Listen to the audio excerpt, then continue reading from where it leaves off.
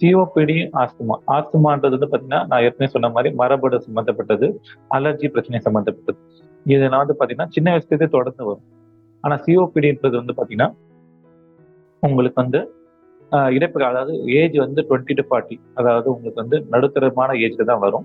கூட அது அதிகமாயிட்டே போகும். ஆஸ்துமா வந்து பார்த்தீங்கன்னா, எபிசோடிக் அதாவது உங்களுக்கு குளிர்காலத்திலயும் எதுனா அலர்ஜி இருக்குன்னா அந்த மாரி வரும். ஆனா சிஓபிடின்றது வந்து பார்த்தீங்கன்னா, காலம்லாம் எதுவும் கிடையாது. எப்ப இன்ஃபெக்ஷன் இருந்தாலும் உங்களுக்கு சிஓபிடி வரதுக்கு வாய்ப்பு. ஆஸ்துமான்றவங்க வந்து ஸ்மோக் பண்ண மாட்டாங்க.